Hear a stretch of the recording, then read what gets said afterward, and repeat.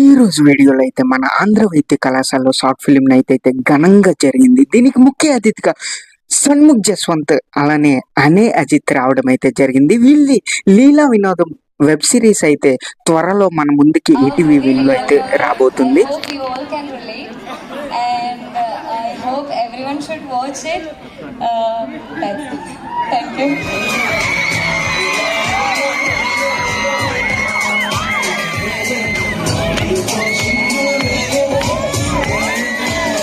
Act చేయడం అనేది crazy, చాలా బాగుంది.